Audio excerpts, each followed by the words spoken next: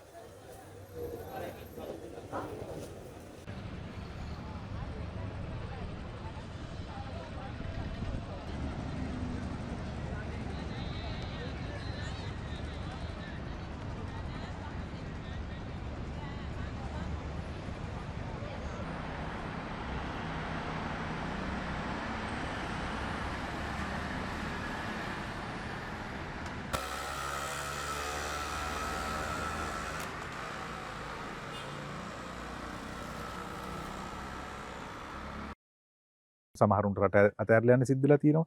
ඒ වගේම සමහරුන්ට විශාල කාලයක් වැඩ කරන්න දිත්ව රැකියා කරන රැකියා දෙකක් නිරත වෙන්න ඒ වගේ සිද්ධ වෙලා තිනවා. රැකියා කරන තැන්වල පීඩනය වැඩි වෙලා තිනවා.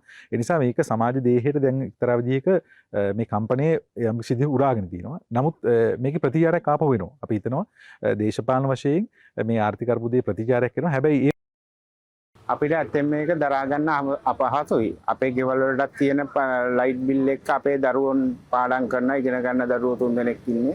ඇත්තෙන් ඉතින් දරා ගන්න අපහසුයි. හරි අපහසුතාවෙන් තමයි ජීවත් වෙන්නේ ලයිට් බිල් ගැන ගෙවා ගන්න බැරුව. සමහර අවස්ථාවලදී ඉතින් මාසේ ලයිට් බිල ගෙවා ගන්න බැරිය සෑහෙන අපහසුතාවයට ලක් වෙනවා. නෑ ඇත්තෙන්ම හිතුවේ නෑ. අපි ඡන්දෙ දුන්න තමයි අනුර කුමාර දිසානායකට අපි ඡන්දෙ දුන්නේ අපි රටේ හොඳ ස්වයංපෝෂිත කාලයක් අපිට උදා වෙයි කියලා. එහෙම තත්ත්වයක් නෑ. එන්න රට අගාධයට යනවා ඇරෙන්න අපේ දරු පරපුරටවත් රටේ අනාගතයක් නෑ කියන එක තමයි අපිට වැටහෙන්නේ ඇත්තෙන්ම. කරන්ට් එක වැඩි වෙන්නේ හේතු වෙලා මේ තෙල් ප්‍රශ්නෙත් එක්ක රටවල වල මේ යුද්ධයක් තියෙනවා. යුද්ධය යනවා. ඉතින් ඒන් තෙල් එන්නේ නැහැ. රජයටත් එක අපවස්ථාවේ තියෙනවා. රජයත් ඉතින් ඒ විදිහට මේ මැන්නලා කොරලා හරියට තෙල් ටික දීලා මේවා කරන ඉතින් අපිට ඉතින් කරන්න දෙයක් නැහැ. අපි ජනතාව ඔක්කොම එක්ක වෙලා ඉන්නවා ඉතින් ඒකට. රජයට සහයෝගයක් තමයි අපි මේ රජයට දෙන්නේ. උද්ඝෝෂණ කරලා ඔක්කොමත් හරියන්නේ නැහැනේ. අපි තත්ත්වෙ වැටිලානේ ඉන්නේ රට. මේ විදිහට ගෙනියන එකත් අපි කියනවා ලොකු දෙයක් කියලා. There is this anxious notion that things may run out quickly. So there is a certain level of worry, there is a certain level of concern. There are people who are struggling in terms of buying certain essential items because the cost of living has gone up. People are confronted with the day-to-day struggle that the big protests are not the priority at this moment. So what I think what it means is people are struggling. People are struggling in terms of meeting their basic needs. But getting to the streets and protesting is not the main priority at the moment.